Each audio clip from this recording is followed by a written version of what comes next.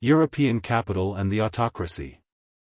The social democratic press has repeatedly pointed out that European capital is the savior of Russian autocracy. Without foreign loans, Russian autocracy would not be able to survive. It was advantageous to the French bourgeoisie to support its military ally, so long, especially, as payments on the loans were punctually forthcoming. And the French bourgeoisie lent the autocratic government the round little sum of 10 milliard francs, about 4,000 million rubles. However, there is nothing eternal under the moon. The war with Japan revealed the utter rottenness of the autocracy and ultimately undermined Russia's credit even with the French bourgeoisie, its friend and ally. In the first place, the war showed up Russia's military weakness. Secondly, a continuous chain of reverses, one more crushing than the other, has shown the hopelessness of the war and the inevitability of the complete downfall of the whole absolutist system of government. Thirdly, the formidable growth of the revolutionary movement in Russia has inspired the European bourgeoisie with a mortal dread of an explosion that might set all Europe ablaze. Mountains of inflammable material have piled up within the last few decades. And now all these factors, taken together, have led ultimately to the refusal of further loans. The recent attempt of the autocratic government to borrow from France, as it had done in the past, ended in failure. On the one hand, capital no longer has confidence in the autocracy. On the other, fearing a revolution, capital wants to put pressure on the autocracy to have it conclude peace with Japan and to come to terms with the Russian liberal bourgeoisie. European capital is speculating on peace. The bourgeoisie in Europe as well as in Russia has begun to see the connection between war and revolution, to fear a really popular and victorious movement against Tsarism. The bourgeoisie wants to preserve the social order of a society based on exploitation against excessive shocks. It wants to preserve the Russian monarchy as a constitutional or pseudo-constitutional monarchy, and is therefore speculating on peace in pursuance of anti-proletarian and anti-revolutionary interests.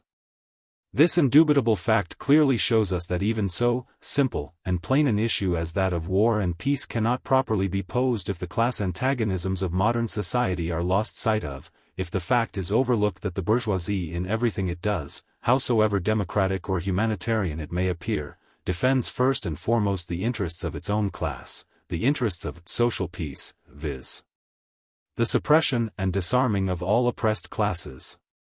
The proletarian's way of presenting the question of peace, therefore, differs and must inevitably differ from that of the bourgeois democrats, as it does on the questions of free trade, anti-clericalism, etc. The proletariat struggles against war and will always struggle against it unremittingly, without, however, forgetting for a moment that war can be abolished only with the complete abolition of society's division into classes, that while class rule continues to exist, war cannot be regarded only from the sentimentally democratic standpoint, that in a war between exploiting nations one must distinguish between the roles of the progressive and of the reactionary bourgeoisie of each nation. Russian social democracy has had to apply these general principles of Marxism concretely to the war with Japan. In dealing with the significance of this war, see Vperyod, number 2, the article, The Fall of Port Arthur, we pointed out that not only are socialists revolutionaries, who blamed Ged and Hindman for sympathizing with Japan, but also the new Iskrists, had adopted a false, bourgeois democratic standpoint. With the latter this found expression, first, in considerations of peace at any price, and, secondly, in the contention that it is impermissible to speculate on a victory of the Japanese bourgeoisie. Both these considerations were worthy only of a bourgeois democrat, who deals with political questions on sentimental grounds. Reality has now shown that peace at any price has become the slogan of the European financiers and reactionaries. Prince Meshchersky in Grazdanin, a reactionary newspaper, now speaks clearly of the need for peace for the salvation of the autocracy. It is now perfectly clear that speculation on peace for the purpose of suppressing the revolution is a speculation of reactionaries, in contrast to the speculation of the progressive bourgeoisie on a victory of the Japanese bourgeoisie. The new Iskra's phrase-mongering against speculation, in general, is actually mere sentimental balderdash, far from the class standpoint and from any consideration of the various social forces. The events that have exposed the new visage of the reactionary bourgeoisie were so glaring that now even Iskra has begun to see its error. Whereas in issue number 83 it snapped back at our article in Vperyod, number 2, we now read with pleasure in issue number 90, Leader, we should not demand only peace, for if the autocracy continues to exist, peace will spell ruin to the country. Exactly, we should not demand only peace, for a czarist peace is no better, and is sometimes worse, than a czarist war. We should not put forward the slogan of peace at any price, but only of peace with the fall of the autocracy, of peace concluded by a liberated nation, by a free constituent assembly, i.e., peace not at any price, but solely at the price of overthrowing absolutism. Let us hope that Iskra, having realized this, will also realize the inappropriateness of its highly moral tirades against speculation on a victory of the Japanese bourgeoisie. Let us return, however, to European capital and its political speculations. How much Tsarist Russia quails before this capital may be seen, for instance, from the following highly instructive incident. The Times, organ of the conservative English bourgeoisie, published an article entitled, Is Russia Solvent? The article described in detail the sub-time mechanism of the financial manipulations of Messrs. Witt, Kokovtsev and Company. They are always running their business at a loss. They muddle through only by getting deeper and deeper into debt. In between loans the proceeds of the preceding loan are placed in the treasury, and the gold reserve is then triumphantly proclaimed a free cash balance.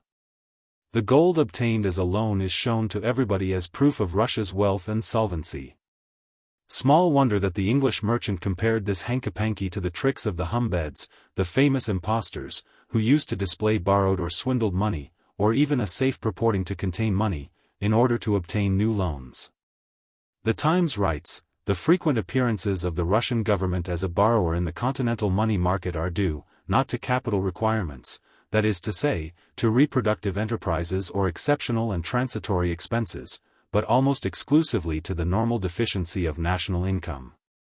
This means that, as she is situated today, Russia is marching direct to insolvency. Her national balance sheet leaves her every year deeper in debt. Her liabilities to the foreigner are more than her people can bear, and she has practically nothing to show for them. Her gold reserve is a colossal Humbert safe, the vaunted millions of which are unconsciously lent by her dupes for their own further deception. How artful! To pick a dupe, borrow money from him, then show him this very money as evidence of your wealth, in order to wheedle further loans from him.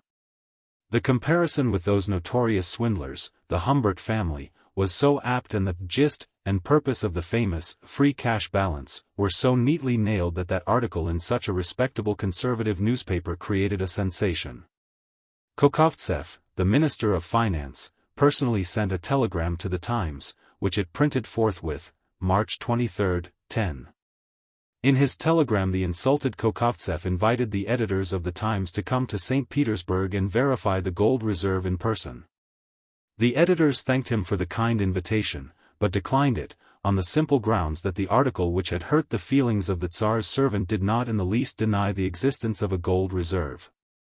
The comparison with the Humberts implied, not that Russia did not have the gold reserve to which it referred, but that this reserve was actually made up of other people's money, of wholly unsecured borrowings which did not in the least testify to Russia's wealth, and to which it would be ridiculous to refer as security for fresh loans.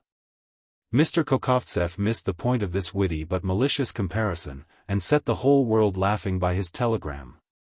Investigating gold reserves in banks was not in the range of duties of journalists, the Times said in its reply to the Minister of Finance. Indeed, it was the duty of the press to expose the trick played with the aid of these really existing gold reserves, fictitiously displayed as evidence of the country's wealth. The question is not whether you have this gold reserve or not, the newspaper lectured the Russian Minister of Finance in an article dealing with this comic telegram. We believe that you have it. The question is, what are your assets and your liabilities? What is the amount of your debts and what security have you?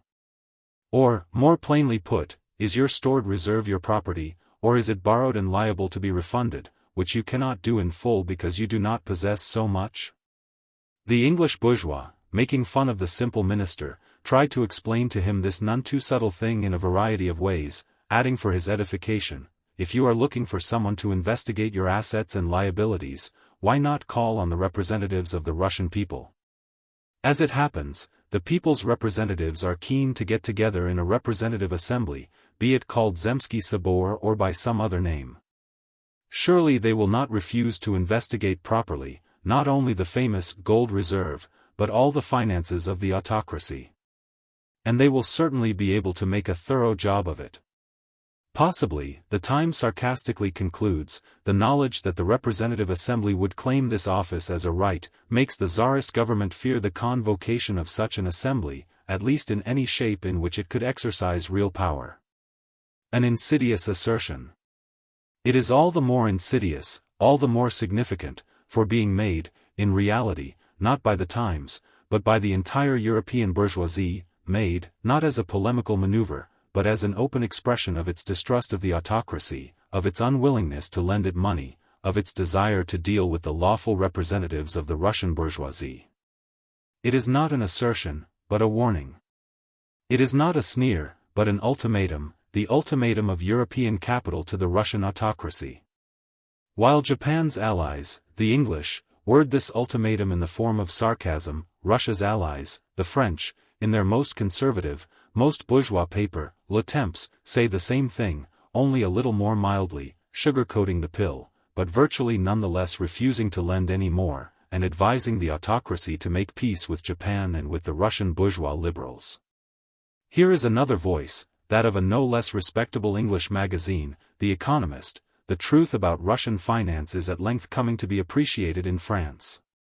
We have pointed out again and again that Russia has long been living on borrowed money, that, despite glowing statements issued by succeeding ministers of finance, the budgets have shown a large deficit year after year, though these have been cunningly concealed by a bookkeeping device, and that the much-vaunted free cash balances of the Treasury consist principally of the proceeds of loans and partly of the deposits of the State Bank. After telling the Russian autocracy these home truths, this financial magazine finds it necessary, however, to add some bourgeois consolations to the effect that if you can manage to make peace immediately and to make some paltry concessions to the liberals, Europe will doubtlessly begin again to lend you millions upon millions. We are witnessing what is virtually a speculative gamble of the international bourgeoisie to save Russia from revolution and Tsarism from utter ruin. The speculators are putting pressure on the Tsar by refusing to grant loans. They are making use of their power, the power of the money bag. They want a moderate and tidy bourgeois constitutional, or pseudo-constitutional, regime in Russia. The rapid march of events unites them ever more closely into a single counter-revolutionary bourgeois alliance, regardless of differences of nationality, French financiers and English business magnates, German capitalists, and Russian merchants. Osvobozdany has acted in the spirit of this mildly moderate bourgeois party. In issue number 67, where he sets forth the program of the Democratic Party, and even recognizes, for how long, universal, direct, and equal suffrage by secret ballot, passing over in modest silence the arming of the people, Mr. Struve ends his new profession de foi with the following characteristic statement, printed in bold type, for the sake of importance. At the present moment the demand for the immediate cessation of the war should stand outside and above the program of every progressive party in Russia. In practice this means that the government now existing in Russia should, through the medium of France, begin peace negotiations with the Japanese government. The distinction between the bourgeois democratic and the social democratic demands to end the war could hardly be stated more trenchantly. The revolutionary proletariat does not put this demand above the program, it addresses it, not to the government now existing, but to the free, truly sovereign popular constituent assembly. The revolutionary proletariat does not speculate on the mediation of the French bourgeoisie, which is seeking peace for avowedly anti-revolutionary and anti-proletarian purposes.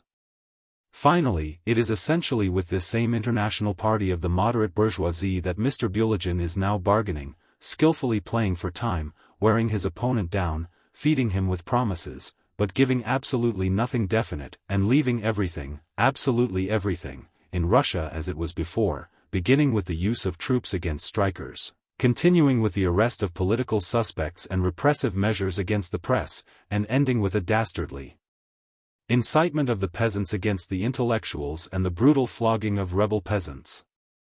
And the liberals rise to the bait. Some are already beginning to believe Vperyod, while in the Lawyers' Association Mr. Kuzmin Karavayev tries to persuade the liberals to sacrifice universal suffrage for the sake of Mr. Vperyod's blue eyes.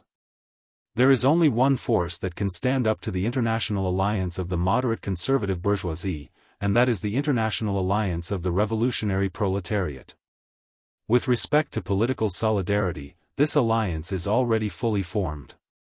As for the practical side and the revolutionary initiative, everything depends on Russia's working class and the success of its joint democratic action for the decisive struggle in conjunction with the millions of the urban and rural poor.